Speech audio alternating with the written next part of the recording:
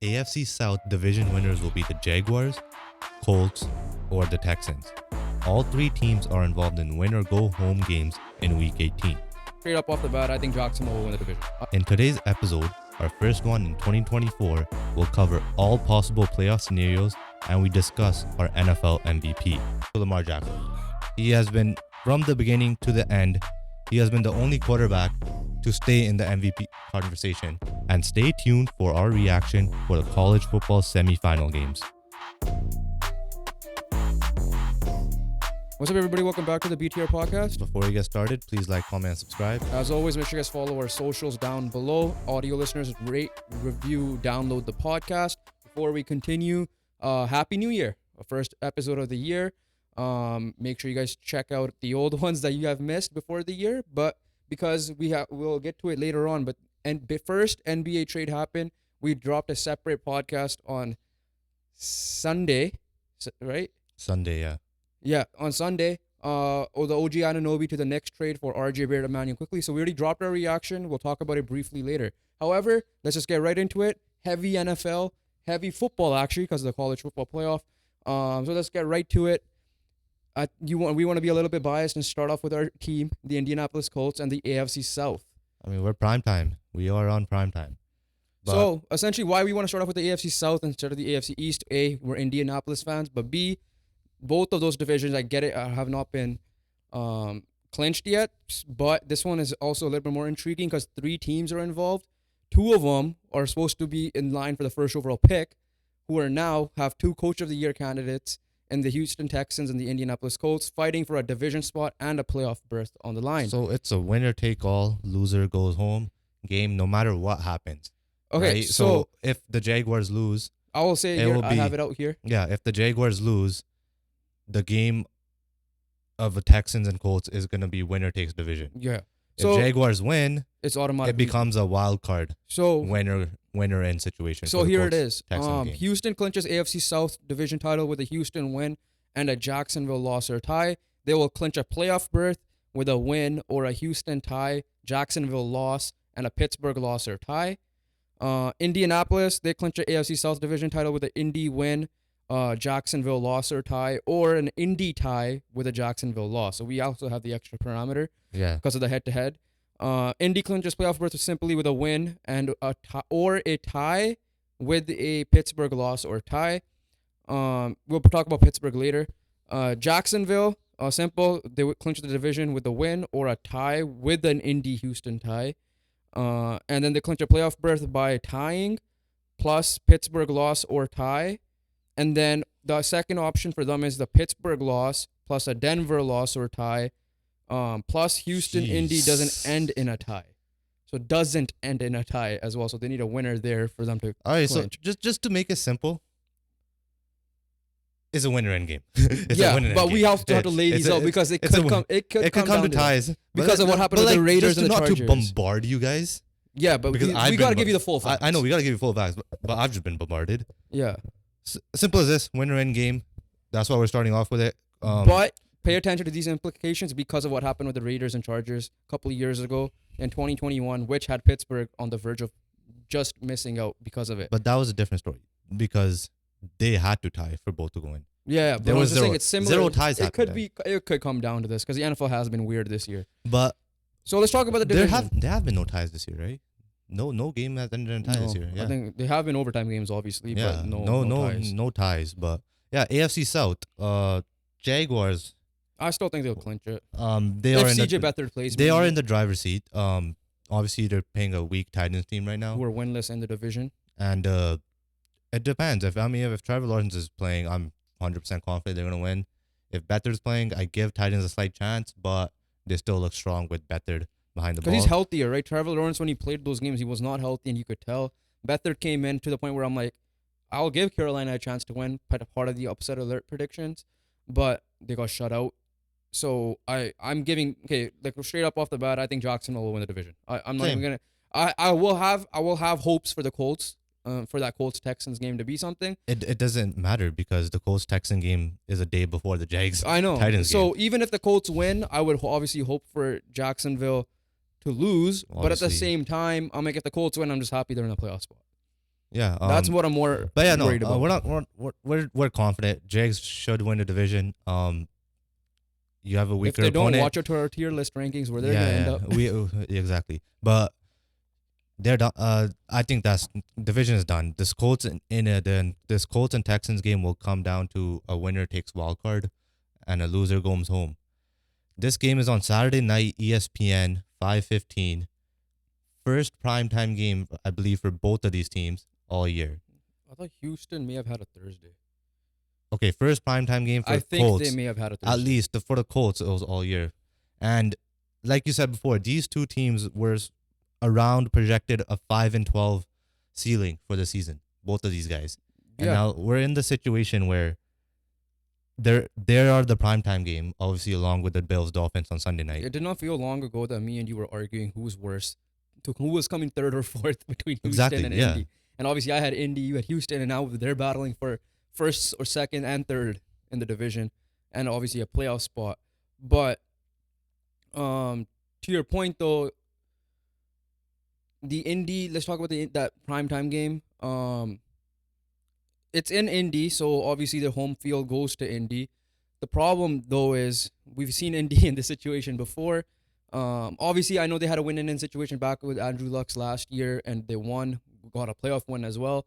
Then they had a situation where they had to win with Phillip Rivers, but also have a favorable game, which they ended up getting to make the playoffs. And then 2021 happened with Carson Wentz, where they lost the last two. The good news this time is they won the first game with against the Raiders. That time they lost against the Raiders, so a little revenge factor there.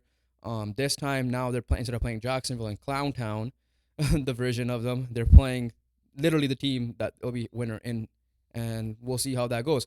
Pretty much the winner of this game is also Coach of the Year in my opinion. I know there's other debates which we'll talk about later on, like down the line, not today. But let's talk. Do you want to talk about the games that were played, or do you want to strictly talk about this game? Who cares about the games that were played? It's all about Week 18. It's all about pre-playoff games because that's what these are gonna feel like right now. And yeah, this Colts Texans. If you guys are looking at Week 2, what happened between the Colts and Texans, throw that out the window Yeah, because it's gonna be a completely different game. I don't even. Reasons being this. Did Minshew start off like that? These are the reasons, right, of why it's gonna be a different game. Yeah. Gardner Minshew is the starter. Did he start that game? He did not start that Okay. game, right? He came in for Richardson for a concussion. That's number one. Okay, Texans are preparing for a Gardner Minshew start, not an Anthony Richardson start. That's why Gardner did so well in Week 2.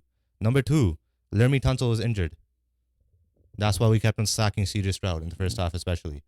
Number 3, I think Jimmy Ward and Jalen Petrie were both injured that game. So that kind of makes it a weaker Texans defense there. So it is going to be a completely different game. Obviously, this is a different Colts team, and this is also a completely different Texans team. And both are coming off some big wins. Colts find a way to win those close, claw it out, because they've won a lot of close games this year. Obviously, recently Raiders, Buccaneers won as well. Not the Steelers won. Like, there's many other ones. Obviously, Ravens earlier on, and all these ones. Texans, obviously, they looked like they were the more explosive, more dominant team throughout the year than the Colts did in their wins.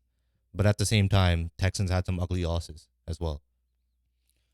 Yeah, Texans, obviously CJ Stroud's back. That's the big thing. He's missing his security blanket in Tank Dell. One thing that will help CJ is what are the Colts defense going to look like, right?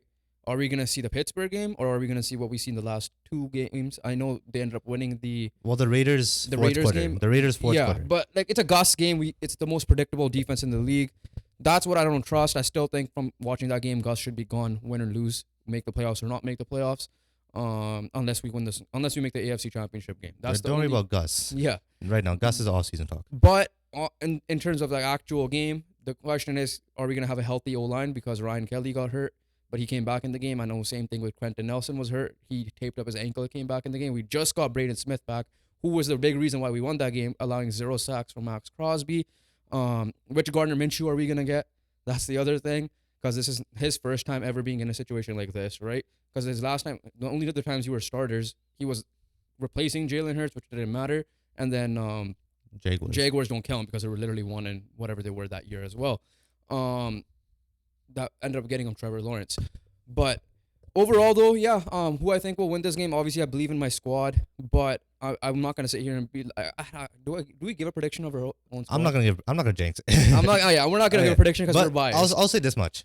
I'll tell you some keys for I'll give you some couple keys for each team. Keys for Indy. Can you contain Will Anderson? Because he's been on a heater recently. And obviously he destroyed that Tennessee team. On the defensive side is, can you take away their number one weapon away, which is Nico Collins in this case? He's had an incredible year, and he's been their most dangerous weapon.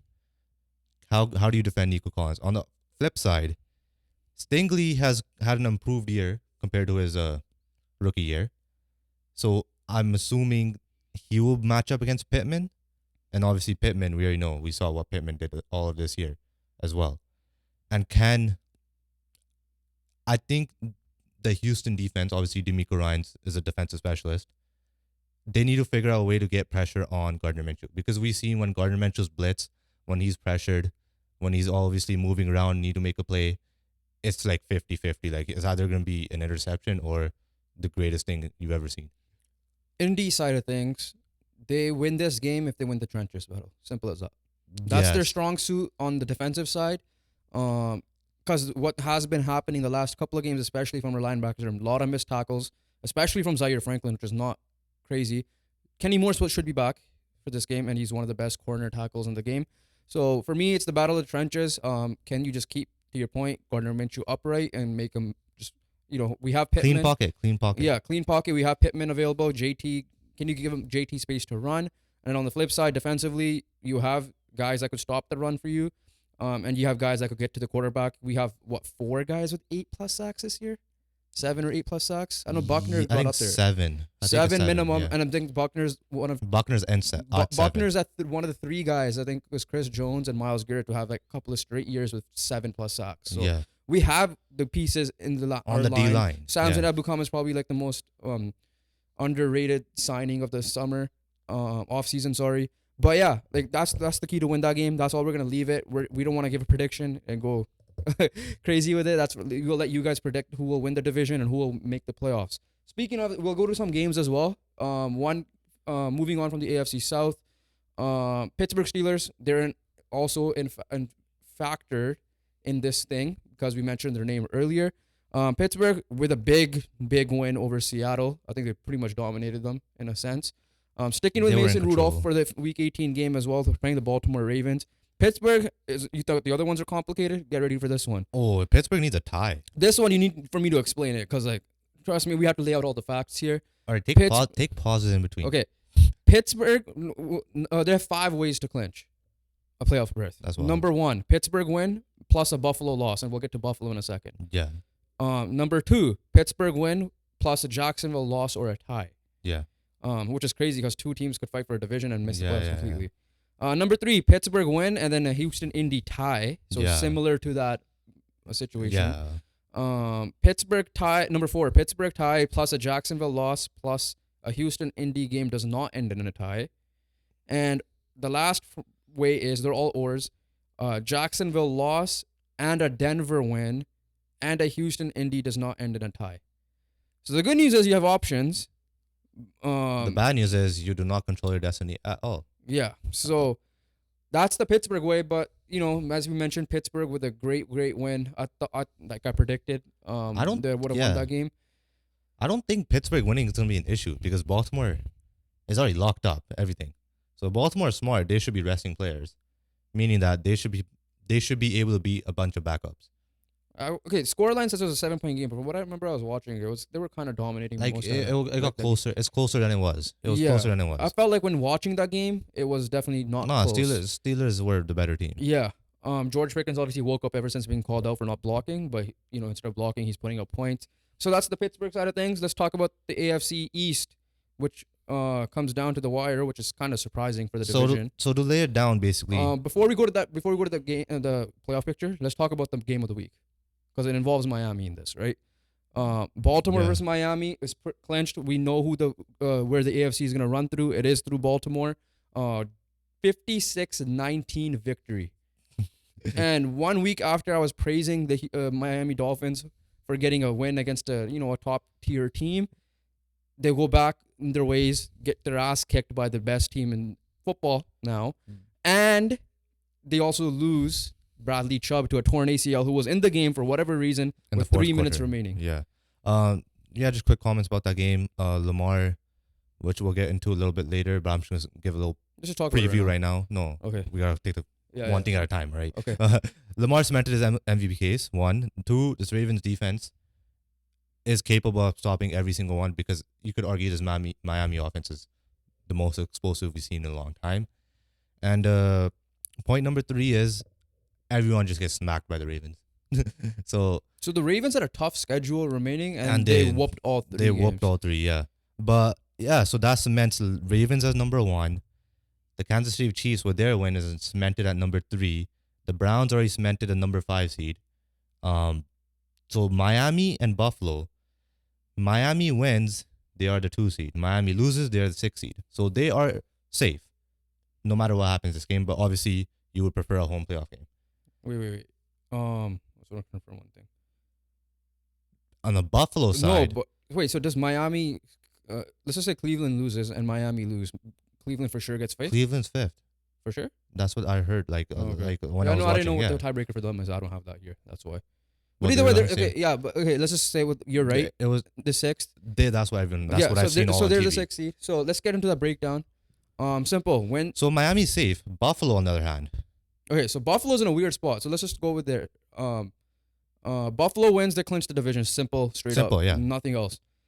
They could also, if they lose, they could miss the playoffs fully. So let's just hypothetically say they lose the Miami game, they lose the division, they could still clinch, but it has to be a Buffalo tie, which is kind of funny because they could lose. What you said they're gonna lose? no. Okay, I changed that now because I didn't read the first one. Okay. So let's just say they tie the game, they lose the division. Yeah, Right yeah. there. But let's just say they lose the game outside of the tie. They clinch a spot with a Bro, tie. what do you? Okay. I'm confusing myself here. yeah. If they tie the game, they clinch a playoff spot, but they do not win the division. Yeah. Okay? Yeah. that's Now, obvious. other ways they could clinch a playoff spot is if they lose the game, they need a Pittsburgh loss or a tie. They need a Jacksonville loss or a tie, or a Houston Indy to Tie. end in a tie. Yeah. So that's it. Like they could still clinch a playoff spot with a loss. It's just the other 3 things need to happen, which are, everybody's controlling their own destiny there at that point. And then you could if you don't control your own destiny, you're pretty much out. It is gonna be tough. But Yeah. in Buffalo's case, they are playing Miami, and we still have to give them credit. Because Buffalo recently, yes, they've been winning, 4-game win streak. but they haven't been very convincing these last 2 games, especially in the Chargers and Patriots.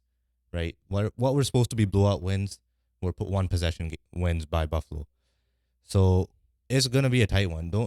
We can't rule it out that Miami can't beat a good team, they're gonna lose again. Buffalo haven't looked good offensively, especially as well, and the turnovers are still lurking. Josh Allen, I think he's still on his interception streak for I don't know how long now. And so that's the AFC side. Yeah. Let's move over to Let's that. go to the NFC. Before we get to anything, let's talk about the one team we need to talk about. They clinched a playoff spot, but we need to talk about them again. It's the Philadelphia Eagles. So Philadelphia Eagles lost to the Arizona Cardinals. This means with a 49ers win, which they played the Commanders and they won, would clinch the 1 seed, and that's exactly what happened. But the issue for the Eagles is not them losing the 1 seed. The issue is they have now dropped to the 5th seed, and they have lost a division lead. Your thoughts? Yeah. So I don't know. Philly, like I said, I thought maybe they could have gone back to their winning ways. They end up losing to the Arizona Cardinals, who were probably either trying to tank to get for sure Marvin Harrison or whatever they wanted to decide to do. But you end up giving them a win. At the same time, and to a team that you lost a coordinator to, so it clearly proves that you're missing your coordinators aren't working out well. You promote Matt Patricia, clearly hasn't worked out well this game. 100%. You were winning this game and you blow it. AJ Brown is being annoyed with the media, saying, "What's the point? There's nothing to talk about here." The play calling doesn't look great from what I was watching it. There's something does not look right there. At this point, I will not be. They will probably finish the 5th seed, and I will not be surprised if whoever the AFC South winner is will beat NFC South. NFC South winner is will beat them in the first round. I Yeah. will not be surprised. Obviously, if you're looking at on paper, it low-key might favor the Eagles being the 5th seed just because they're playing an NFC South team. Yeah, but this is nothing. This is way. they don't beyond have home paper. field. This is way beyond paper, and it's not home field. It's just I'm just flat saying- out performance. That too, but I'm just saying they Doesn't also matter if won't you're have- home or away. If you're performing like garbage, you're gonna lose. That too, but it also doesn't help if you're gonna perform like garbage and you don't have home field on your ass. Is what I'm saying. Well, yeah, Like home field's still gonna be a massive. it's mass factor, but Yeah. it doesn't matter if you're home or away. If you perform like garbage, you're losing. I know that's it They happened on lost. the weekend. They lost yeah, I know. at home. But I'm just saying it doesn't also like even if you guys are playing decently well, the home field could sway some things. Yeah, that's true. I'm just saying overall But factor. I'm we're- not saying strictly about that game. We're talking about them not performing well, and that is an issue at this stage this late in stage in the season, and losing to the Cardinals is definitely not a good sign. Good news is you don't have to win games because you already clinched. So, but you want the 2 seed, and you need the 2 seed, and it's going to be tough with the Cowboys. So- Cowboys are playing the Commanders Yeah. as well. So Dallas wins the division with a win. They tie. They get it also with a tie and a Philly tie, or they straight up get it with a Philly loss. Philly wins, Dallas loses, then they get the division. Simple as that. Yeah, like I don't like. We'll talk about more when the playoff matchup comes. But like I said, there aren't. They'll be like when it comes down to it, when we get the official matchups and we do the upset alert, they will probably be my upset alert, just because of the way they were performing That is true. at the latest time. At least San Francisco bounced back after their tough loss. That is true. But when we're looking at this now, We gotta talk about the The- NFC South. the NFC East is a guaranteed 5 spot, whether it be Dallas or Philly. And as right now it's going to be Philly. That's my projection. That's my prediction right there. The Lions are basically a lock at 3 seed just because. Oh, we gotta talk about that game. We gotta Just- talk about the game. Yeah, no, but before, let me just finish this point Yeah, quickly. yeah. Just because I don't see the Cowboys losing to Commanders, the only way the Lions could get the 2 seed is if they win and the Eagles and the Cowboys lose. Did the Lions get screwed out of a potential 2 seed? Yes.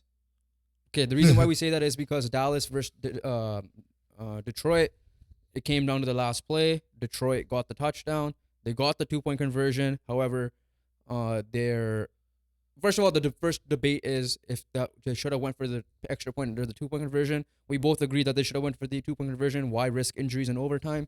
They already clinched the playoff, division. You had a top 3 lock. You're a top 3 lock, so 2 and 3 lock. I agreed with Yeah, them going with 2 the and 3 2-point. lock. 2 Yeah. and 3 lock. Yeah. I agreed with them to go for it, go for the 2-point conversion just to win the game. That penalty gets called, and there's a lot of talk afterwards that the player being eligible. It was the flag was ineligible player downfield, who caught the touchdown. Taylor Decker. Their lineman. He reportedly and proof that he has called. He did declare. They announced it or something as well, but the ref called it back. Led to a 5-yard or whatever. 5-yard was. penalty. So And then at that point, I would have went for the field goal or extra so point. basically, Sorry, what happens is the ball went from the 2-yard to the 7-yard. I would have at that point. Yes, then I would have went for the extra Extra point. point, But they but- went for the 2-point. I'm like, whatever. But Micah Parsons got called offside. Yeah, and then it went back to the 2-yard, No, it was like 4-yard. 4-yard line. But at the end of the day, when the penalty was called, then I would have went for the extra point. Otherwise, I have no issues with them going for the extra or the 2-point conversion. Yeah, originally. They clearly did it. They got it. They got They it. So got you it fair can't and square. complain about that. If you're complaining about it afterwards, okay, I'll agree with that one. But yeah, I think they got screwed over a 2 seed when we were previewing this game as one of our games of the week. I did say watch out for this to be a potential seeding game, and obviously you agreed with it, but you were like, the Eagles aren't gonna lose. Clearly, you were wrong there. I don't think I'm the only one. I know I'm not. I'm I'm saying just saying I was that. included in that, but I'm Yeah. just saying it still could be a potential seeding game. At the end of the day, you got to take it seriously. Obviously, that's what happened. So Dallas ended up winning the game, pretty much locking the 2 seed in our opinion, and Yes. Detroit getting the 3 seed. So Another team that clinched. essentially, we agree that 1, 2, and 3 are basically essentially locked, and the 5th seed is locked, and the 6th seed is locked. Yeah, Right? 1 is Niners, 2 is Cowboys, 3 is the Lions, 5 is the Eagles, and 6, the newly clinched team, the Los Angeles Rams. who were scared themselves when Tyrod Taylor messed up that 2-point conversion. Their own. Exactly. They have no they But- had no choice. They had a choice. I mean, they had no reason Yeah. to go to overtime. But the Rams are the scariest team in the NFC to Yeah. play right now, in my opinion, because they've been on a heater. And right now, it's looking like a Lions-Rams matchup, which is Matthew going to be Stafford homecoming. Matthew Stafford and Jared Goff.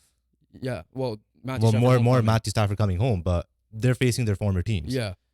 So let's see who wins that trade. Obviously, the Rams did so far, but So, do you want to talk about the East, or do you want to talk? Sorry, the North, or do you want to talk about do you want to talk about the wild card spot, or do you want to talk about the South Division title? we'll go South first. Okay, so NFC South right now, the leader is Tampa Bay, but they got their ass kicked by the New Orleans Saints.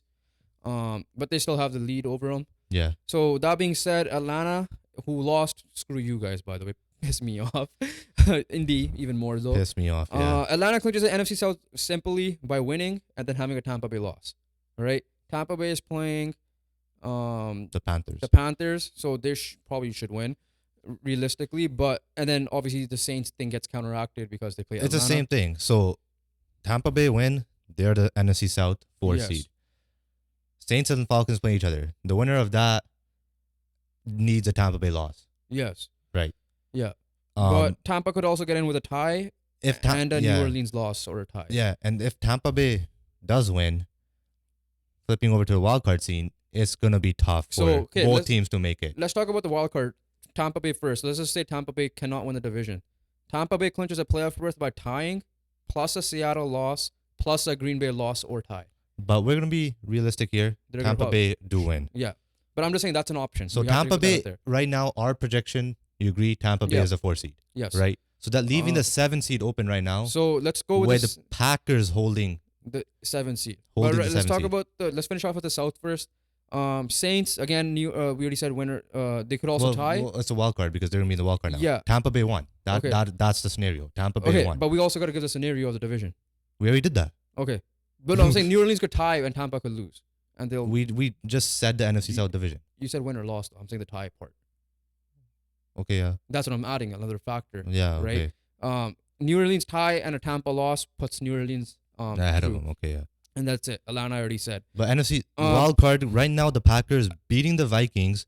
Packers hold the destiny Yeah. to control the destiny for the 7 seed. So here's the thing. Atlanta has no way of making the playoffs except if they win the division, right? So they're out So of the they're wild out, card yeah. thing.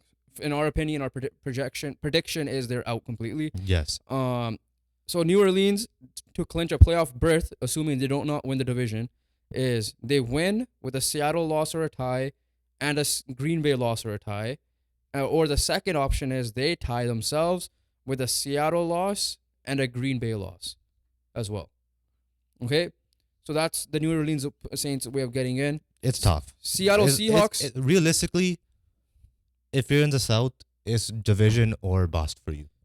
Seattle Seahawks, who I thought would have made the 7 seed, they win plus the way they clinch is if they win, they have to win plus a Green Bay loss or a tie. That's number one. Number two is they tie with a Green Bay loss and a Tampa Bay loss or tie. Or number three is they tie again, Green Bay loss again, and New Orleans loss or tie because of their division implications. So it's obviously tough. Seattle still has a chance to go through because Green Bay get in if they win and they play Chicago. Chicago's been good though, so we can't say They've been this good. could be last year's Detroit versus Chicago has been good. the fact that Chicago just got eliminated from the playoff The spot. thing with the difference between this year's Green Bay and last year's Green Bay's on the heater now, whereas Green Bay last year I know, were on the decline. yeah, but at the end of the day, this could still be last year's situation. At the end of the day, It is last year's situation. But Green Bay win, they're in. The other ways they could potentially make it is Green Bay tie plus a Seattle loss or tie plus a New Orleans loss or tie. That's scenario number 2. Scenario number 3 is the tie with a Seattle loss and a Tampa Bay loss. Scenario number 4, the tie again, Seattle tie, Tampa Bay loss or tie. And then number 5 and 6 requires Minnesota to lose or tie, Seattle to lose, and then one of Tampa, and then New Orleans. Just to lose. keep it simple for your Packers fans, just win. And you are Yeah. playing the Bears. Green Bay could literally be in the You- situation of Indy of 2021. The thing is this: you are playing the Bears, and there is still no excuses. You technically still own the Bears, and even with or without Aaron Rodgers. Because he won the first game of the year. And no, there's no excuses. for you Jordan guys. Love's been playing like the most the improved the way player you during guys the year. the situation is similar to last year, but it's a completely different. It's a complete reversal because you're on the come up, right? You're on your hot streak right now, whereas last year you were on your decline. And for my prediction, I'm still gonna stick by Seattle getting it. I'm sticking with the Packers. I'm going with Seattle. I'm just going with my natural gut feeling. I said that last week when I said Pittsburgh will lose. Pittsburgh will beat Seattle, but Seattle will still find a way to get in. I think that's the case. We saw that last year. Again, I know you said the situation is a little bit different. I still think it's very similar though, because they choked last year. They could choke again this year. So I know they're home. I don't know if they were. I think they were home. The last year situation too. is the same. The teams are different. Yeah, but what I'm saying is They're built different. what we've seen this before, and sometimes when you've seen before, I'm gonna just stick with that. Well, it's kind of hard to stick with it when I know there's completely different teams. Team is completely Okay, different. but I have a question for you. If that's the case, Jacksonville beats Indy for I don't know how many years in a row in Jacksonville. Yeah. Teams have always been different. Okay. Yeah. So I'm saying the same thing here. Okay.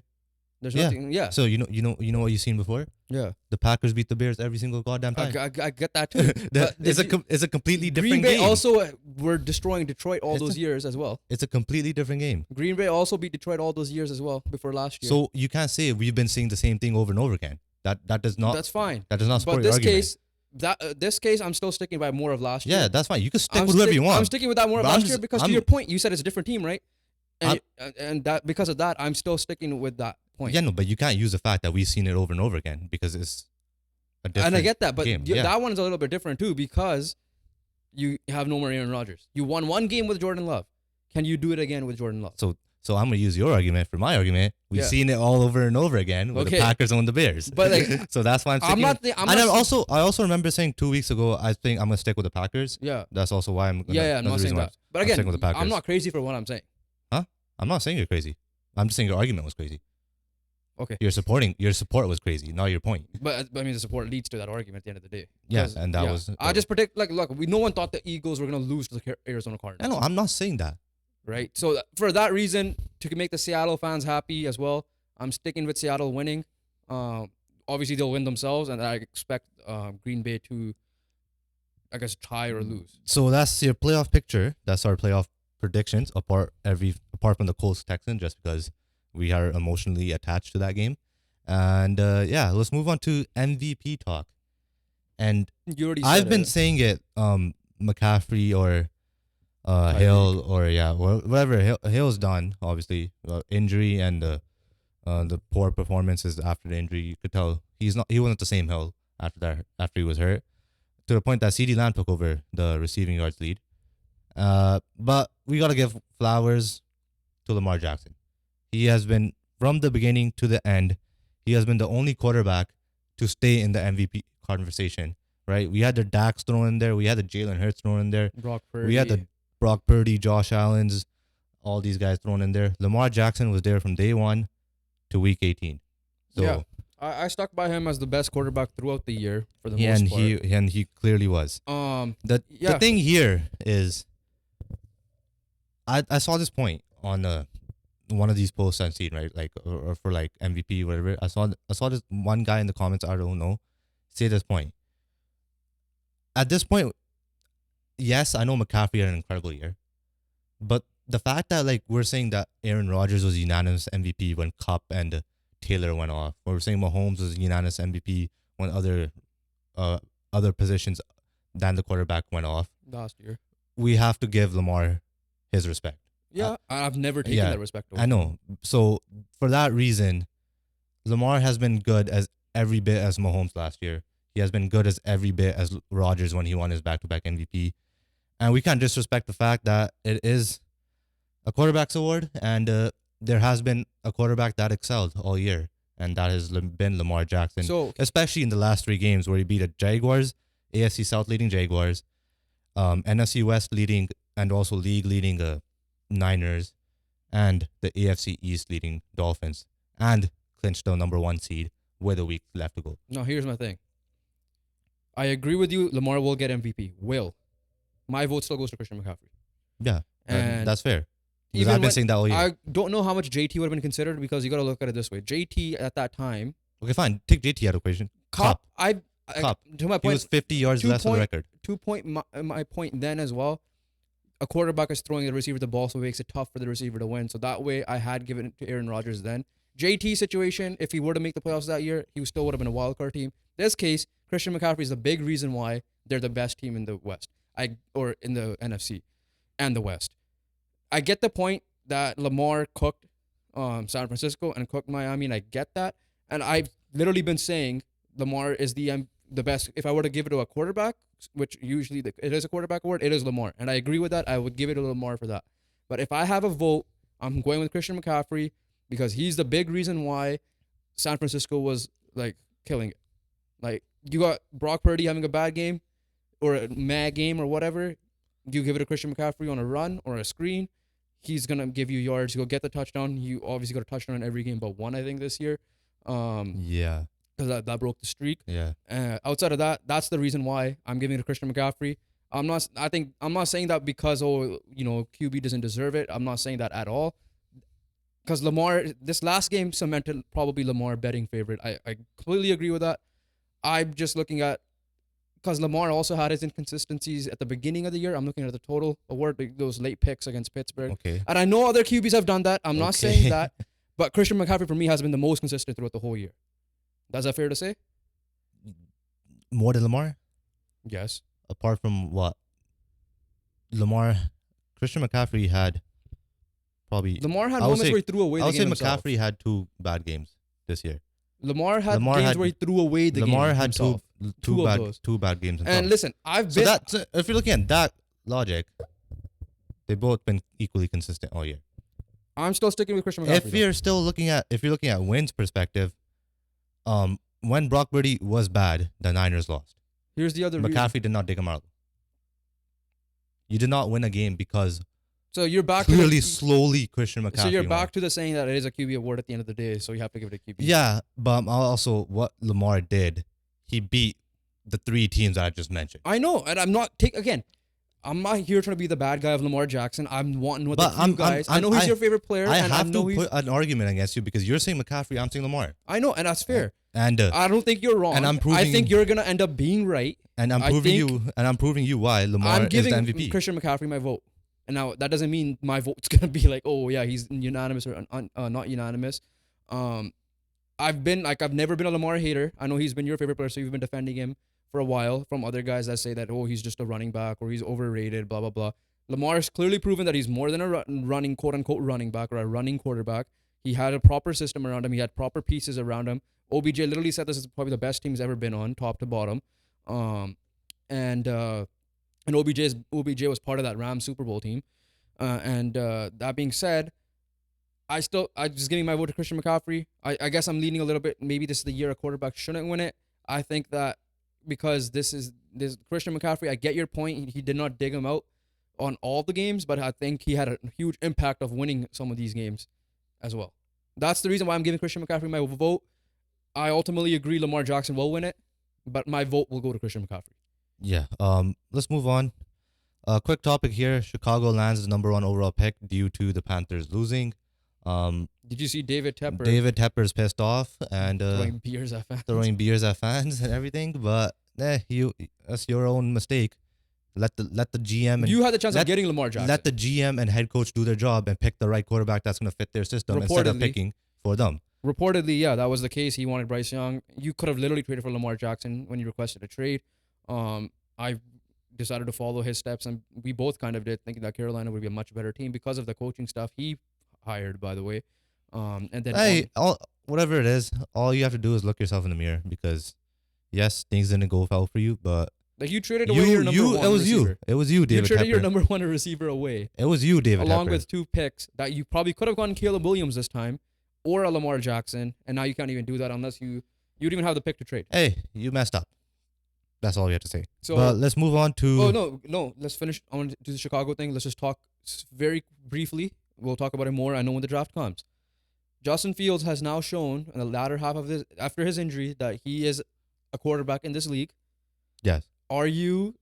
And the Bears fans say they love Justin Fields, and they've been yelling or cheering last game like, we want Fields, right? But you got a second chance of drafting another quarterback. You passed on it last year. You decided to trade down. Assuming you cannot trade down, are you in the favor? I know you're probably in the favor of trading down again. Unless I'm wrong, you could correct me. But let's just say they can't trade down. No one wants to trade down. Are you draft a QB, whoever that QB is, or are you a guy draft? And opinion best player available, which in our opinion is Marvin Harrison Jr. But whoever If their opinion, my opinion, they're trading down. If But- they can't trade down, you draft Marvin Harrison Jr. so you're sticking with Fields. I'm sticking with Fields. Okay. He made the I decision. agree. He made the decision impossible for them, and he did everything he can. It's gonna help when you could get some old line help as well. Weapons wise, I don't really have too many excuses for Fields because he has some decent weapons. It just sucks that he had a bad few games. Running backs wise fine. They struggled the first 4 games, and If not, they probably could have been in the playoff argument. they were kind of, yeah. Because they just got eliminated. And the thing is this, if Fields does suck next year, you're gonna have some quarterbacks I give available Fields one coming more up, year. That's right? what Oh yeah, yes, so this last year for sure. But if he does the same thing again, you have to move on. Yeah. And Archer Manning could be available in a couple of years, so That's in 2 years. yeah. But I'm saying like there's still some quarterback options in the future wise, His teammate could be available, Quinn Ewers. potentially. Let's get, speaking of Quinn Ewers, college football reaction. You want to start off with that Quinn Ewers game? Quinn Ewers, we'll stick Texas, with Quinn Ewers. Texas game, Washington. I was wrong. You were right. Washington Finally. ended up beating Texas, but it did not come with some scare at the end. It looked like it was gonna be a comfortable Washington win when they had a 2-score lead. They ended up getting the touchdown. Oh no, they got the field goal. Because then did the onside kick, failed the onside kick. But Texas had 2 timeouts remaining. So it should have went down to 15 seconds after they used the timeouts and stopped them on 3rd down. However, Washington and then running back Dylan Johnson got ended up getting injured. hurt, Dylan Johnson, resulting in the injury timeout, Dylan Johnson injury timeout also puts him in jeopardy for the championship game which is as well, next Monday. But yeah, I said this exactly. Washington will find a way to keep it close. Doesn't matter if they're losing or winning. It's going to be a 1-possession game. And ultimately, they did come out on top. You know why? They've been in all these close games all year, no matter how good or bad the team they're facing. And they just know how to win these close games.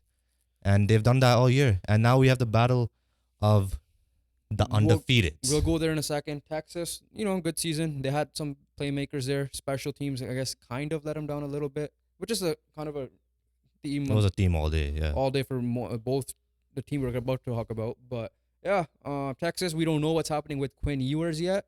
Arch Manning's obviously sitting there waiting. But yeah, so Quinn Ewers will make his decision. He could be potentially QB1 next year with Shadur Sanders or whoever is going to be available for next year. But at the moment, if Quinn Ewers is in this draft, man, oh man, the QBs will be insane. Because J.J. McCarthy, Michigan, finally get over their second hump. And I think they're making their first college football playoff final after finally getting over the hump of getting into the playoff and then losing in the first round 2 years in a row. And then this year, they are now in the final. Special teams almost cost them massively. Literally, their first play. First defensive, they absolutely destroyed the Alabama's offense in their first drive.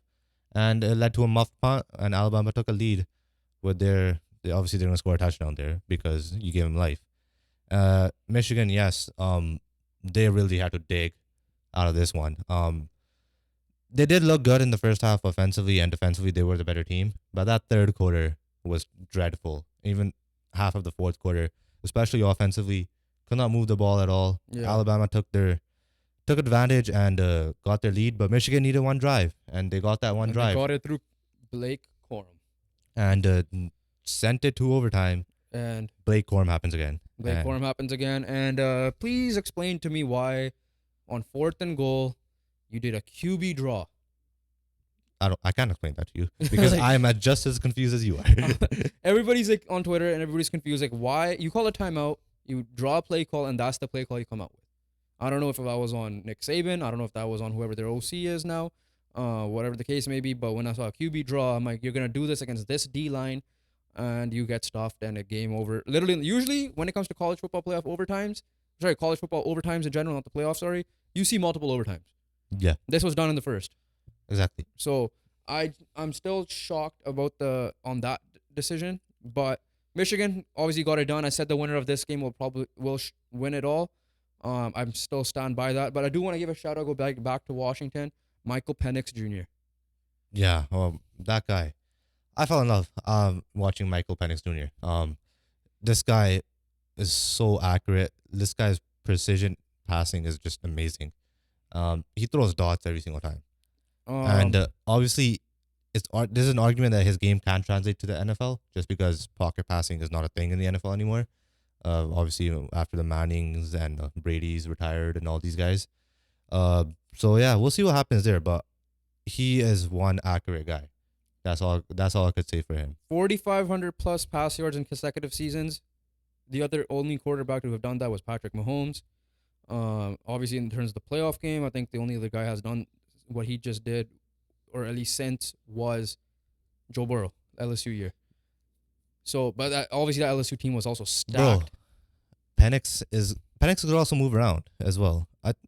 He is as every bit as accurate as CJ Stroud is. Yeah. Right? Like from what we've seen. And we'll see what he does in the NFL. We'll look at his draft stock closer to it. We'll find out how much it goes. Shout out to Penix, man. Like, obviously, in our opinion, he's been my round. I think he fell. He fell out of the obviously Heisman, and he fell in the draft as the season went on because I don't know if it was just injured. He struggled a bit. Just the second half of the season. He struggled a bit because of that. His stock fell. After the first Oregon game, he struggled a little bit. They struggled as a team a little bit, but they still found a way to win. That's what matters. They still found a way to win, and ultimately, once they played the Oregon final game, he killed it and killed his semifinal. Yeah, he's only 23. He'll be 24 come next season of the NFL. Let's see where he goes. I won't be surprised. I have to look at the drafts properly. I know the top names right now are obviously Caleb Williams, Drake May, Jaden Daniels, JJ McCarthy, potentially Quinn Ewers, and throw in Michael Penix and Bo Nix in there.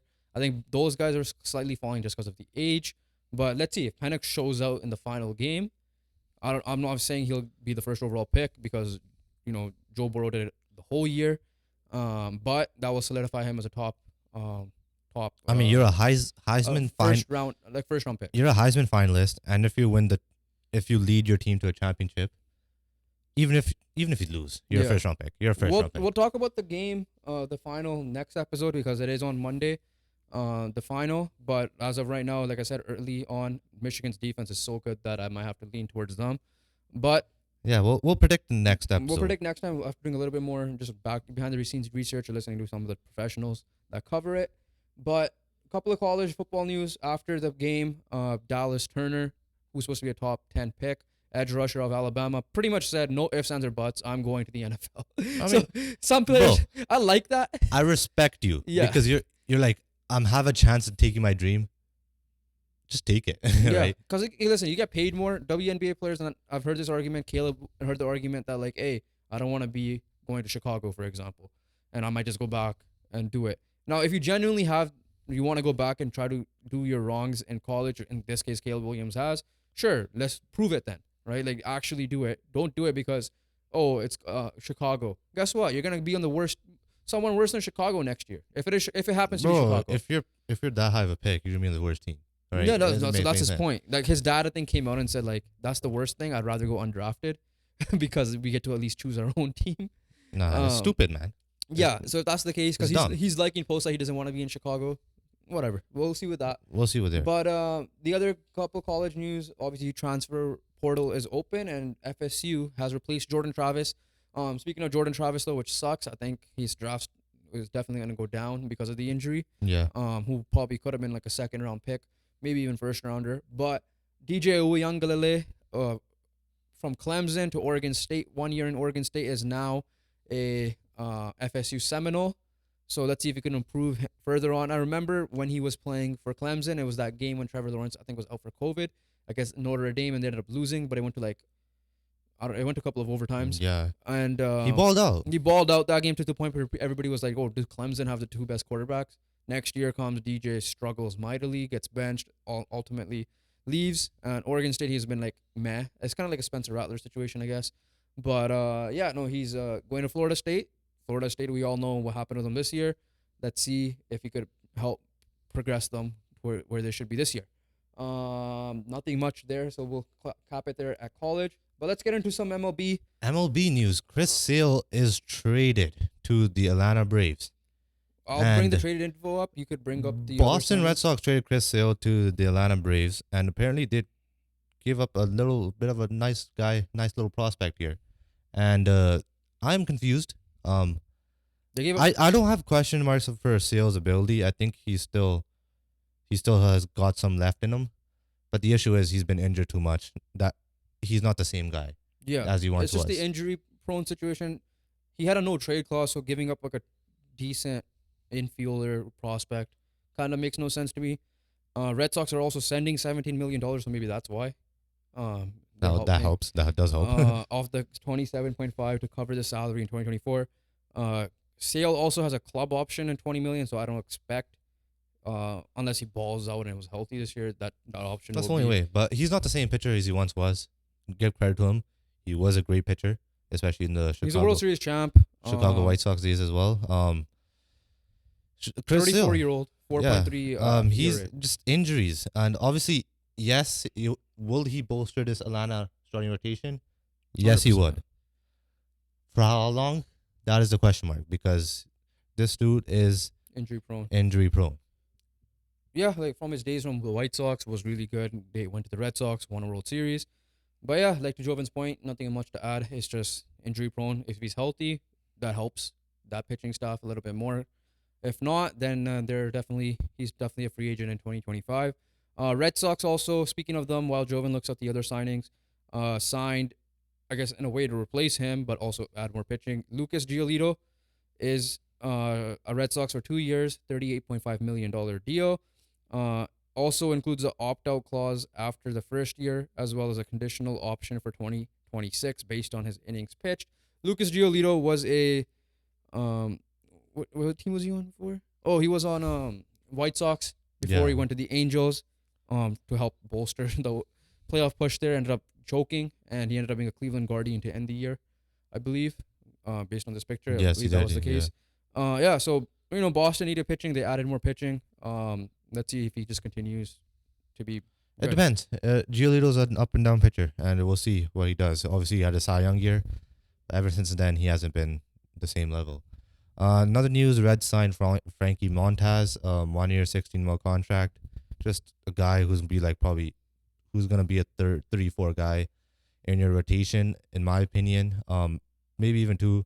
But if he does regain his form, he could be your ace, which he was in Oakland, but struggled mightily when he got traded to the Yankees. Anything else? That's it. All right, so let's go to the NBA. Or actually, let's go to Quickfire. Quickly. The rest is kind of going to be Quickfire, but the actual Quickfire, the January transfer window is officially open. The one signing that happened was Donny Van de Beek is on loan to Frankfurt from Man United. We'll see what other big ones happen. I think obviously Man United are going to be a big picture in that because of the new ownership, but we'll see. Chelsea will be a stake, big picture just as because. always, just because Todd Bowley. Other thing that also will affect though is because AFCON is this month. So obviously, like I said, Man United are missing Onana and Amrabat. Liverpool's gonna miss Mo Salah, who's a big factor of their team, especially recently. So are they gonna find short-term, temporary replacements for each of those guys? I don't know who else in the Premier League that's a big name because Mane is no longer there, right? So I don't know who else is a big name that will miss. But those are the big names. But those are the three. It's Salah. Just Salah. Yeah, for sure. It's Before it was Salah and Mane. yeah, like Liverpool's wingers were cooked. But Yeah. they do have obviously Salah's a big piece. Don't get me wrong, but they do have enough attacking depth to counteract what Salah is going to be doing. And obviously AFCON is usually around a month. Egypt's not very good team. They are. Huh? For AFCON, they are. Yeah, no, but I don't. They've made deep runs. They've lost to Uh, Senegal the last time in the final. They did. Yes. Yeah, you do Yeah, not say surprised that. You can't say AFCON. They have been bad for AFCON. Well, no. okay, They've been deep for the last okay. two So now times. I'm projecting them against the world stage, not really AFCON. Yeah.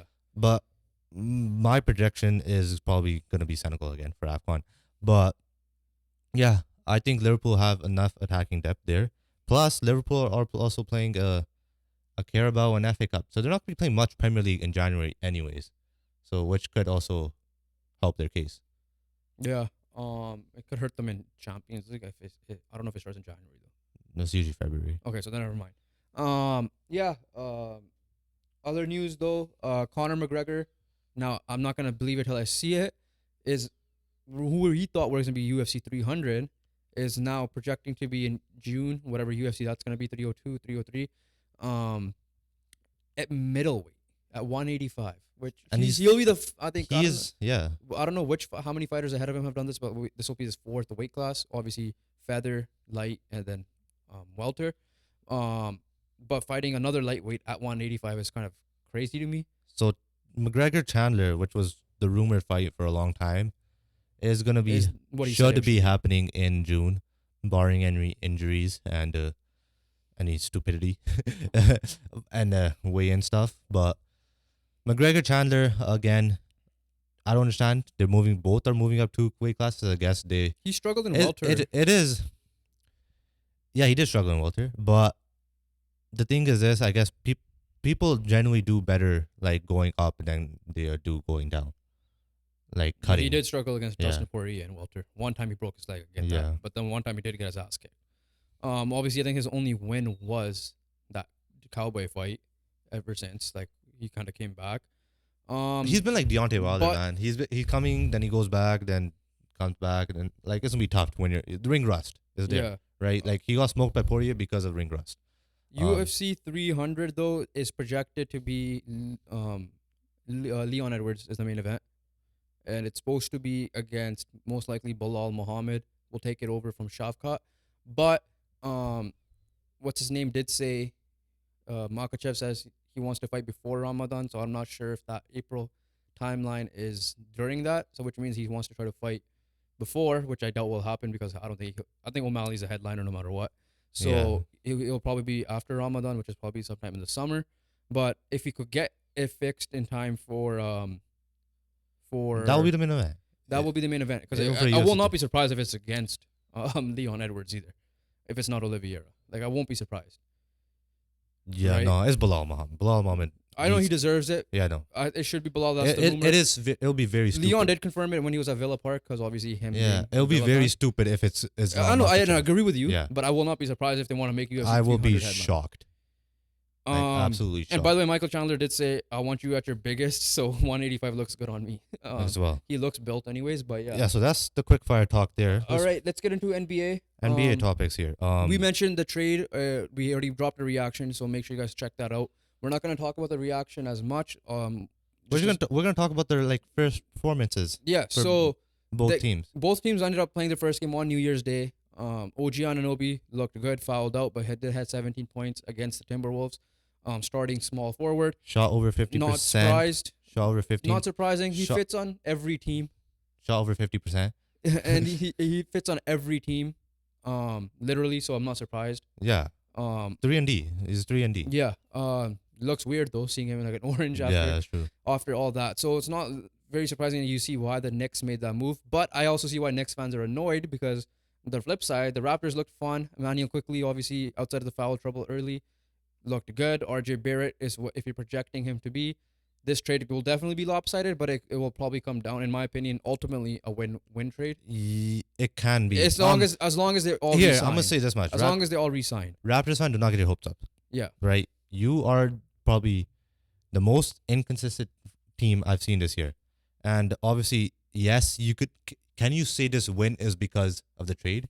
You can say that because Mobley and Garland were injured. No, the trade. That means you like Quickly and Barrett played a factor. But the way that you guys been up and down, and mostly down, we can't really assess you guys after one game because other aspects of your game has been really bad. So whereas the Knicks, where I could be confident like, the Knicks could go on a run here. Yeah, I'm not confident in the Raptors for that. But if you are this Raptors, you will make the playoffs. Play in. The playoffs. You're saying playoffs? If I see what I saw from the Raptors today, clean up some defensive stuff, the Raptors could be a 6 seed. But I'm not confident they're happening. Okay, so here's the thing. Because I know how inconsistent these guys are. To the defense point, I agree with that because OG Anunoby, at least the one good thing about OG Anunoby fans and Toronto fans that are fans of OG Anunoby are going to be like, at least he's in the Mecca now, so they will see what his true defensive ability is. He was your best defender when he's healthy.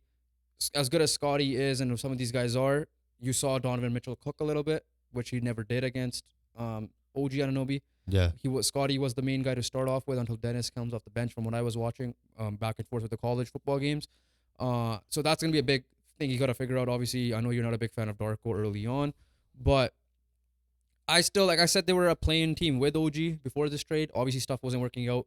The question is, what are you gonna do with Pascal Siakam, like we mentioned? If he's still on your team, I still project him to be a play-in team because I cannot see them jump to the 6th seed because they're 13-20 right now, and the 6th seed's at 18-14, and the teams ahead of them, the Knicks, Cavs, and the Pacers, who are holding the 6th seed, I am not trusting them in that. So for me, they're still a play-in team. Can they find their way through the play into the playoffs? That's a different argument because that's a one-game situation. So in that, if you say playoffs that way, I agree with that. If you're saying 6th seed, hell no. But on the my, flip, that's assuming. My case is also a big if that Yeah. like they do play like how I still think good they play today. the reason why they made this trade is we're gonna find out two things. If Siakam resigns or Siakam is still just kept for the end of the year for whatever reason, it's because they think this change will help them get to a playoff spot. To your point, but do they believe enough in this team? That's obviously up for argument between the front office and fans. But I'm assuming, I still think they're a play-in team, and if Siakam gets traded, then I still Then it's done. then it's done. Don't Unless don't depending worry on about what the return is, there could Doesn't still matter be a what the 10 return seed is. because the Bulls suck it. themselves. It doesn't matter what return. It's because the Bulls suck themselves. The thing is this: but when you're trading Siakam, you're gonna try to trade for like how you did OG with a 1-for-2 type thing, right? Yeah. So you're gonna get incredibly worse. And good news for you is Pascal looks good. So if I'm the Raptors, you trade him. Oh yeah, I'm still on the trade. Give him boat. a couple of as soon as you can. I guess if he starts to struggle randomly, then you're screwed. I'm still on the trade boat. No, don't get Yeah. me wrong. Yeah, but I'm just saying. So you're saying if they're What I saw from the Raptors today was probably one of their best games I've and they seen. were fun and energetic. Yeah, and they pushed the pace. They were fun. They were energetic. Quickly looked good. RJ produced. Siakam dropped 36, and Pirtle looked. Everyone on the starter side dropped double digits. And when you have Schroeder and Gary Trent off the bench, that's a pretty good 6-7, Matt. All right. Yeah, that's the trade. We're not gonna get into it too much. Like I said, go check that out. It's literally our last video or our last episode.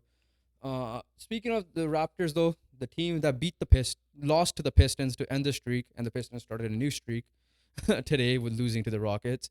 The Pistons did win the game, so smart by Masai Ujiri to do a trade because at least the attention came off a little bit with that because you have built-in excuses. But at the end of the day, Pistons and Pistons fans are happy they could celebrate a win, got free Wingstop because that's what they were promoting. Yeah, that's what it was. I saw Crispy Flakes is his name. I don't watch much of his videos, but he's a huge Pistons fan, so he was like live streaming and celebrating himself. But yeah, Pistons, congratulations, you got a win. But Cade, you shot the bed the next game. It felt like you were partying, not for New Year's, but getting a win. So you're now 3-30. It might be both. You're now 3-30, and Yeah, you won a game, but let's you're see what 3 and happens 30. next. But yeah, no. If you were ever to win the game, that was the game to win. Raptors on a back-to-back, traded. Almost, give them credit. They Win the almost beat trade. the Pistons. Yeah, Keyword almost. yeah, but- obviously almost. Okay, last news here. Let's just get to the NHL very quickly. The PWHL commenced today, which is the Professional Women's Hockey League. I think New York destroyed Toronto. That was the one game on the top of my head. I know Ottawa has a team, Minnesota has a team, Montreal has a team, You said Boston as well. Boston and New York. So the 6 teams. Let's see how it goes. I know Toronto has Sarah Nurse and Natalie Spooner. So, when it's on TV, we'll try to tune in. But I do like the rules that it's a 3-2-1-0 situation. I think that should be the case in the NHL as well. Just because, I still prefer it that way. And the shorthanded. I don't like changing stuff. That's why. Not now, but I think it Yeah. should have been like that from the get-go. And then the shorthanded. From to the get-go penalty. like 100 years ago. Yeah. Shorthanded, whatever they did, whenever they did Yeah. the change. But shorthanded kills the penalty. I agree with that 100%. Once you score a shorthanded goal, the penalty should be done. You can't punish them further. Yeah, that's true. So I like that rule from the get-go. Let's see if the NHL eventually adopts this. We'll see. But I agree with you. I don't want to have too many changes at once. On the flip side, though, Ottawa have officially announced their general manager, Steve Staios, is removed from the interim tag. So Sands appoints Staios as GM, and they add Dave Poulin. Why is that? TSN analyst. That's who it was. I'm okay. Hired Oh. Dave Poulin as senior vice president of hockey operations. The team announced Sunday. He joined back in September 29. After Pierre Dorian's firing, he will retain the role while simultaneously performing the new duties as a Sens full-time GM because he was also the president. the club president of hockey operations. So Ottawa looking like they're going through some reshuffling in the front office, and they're gonna be looking for a coach as well potentially, in the off season, unless they go on an interim run and just make their interim. Please do the not, coach. because you guys play the Canucks today. Yeah, as well. Don't do that. Go on your run afterwards. Yeah. But yeah, that's pretty much it from us though. Very football heavy, NFL heavy. Comment down below who you think will be the 8th seed, the 7th seed on the NFC. Jovan will put a pinned comment for you guys to decide. 7th seed on both sides. Check out the YouTube polls. Just comment down below who's gonna make the playoffs.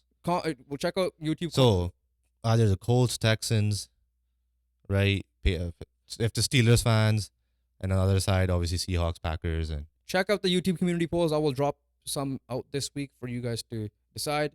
There's no Thursday game, right? No. Yeah. So Saturday, Sunday, or the football games. 2 on Saturday, the rest on Sunday. With that being said, pray for our Colts. Pray, please. Colts fans, stand up. And we appreciate you guys watching. Once again, a happy new year. Make sure you guys like, comment, and subscribe. A lot of new things will be coming out during the year, as we mentioned in our last non-sports podcast. But other than that, we'll catch you guys on the next one. Peace.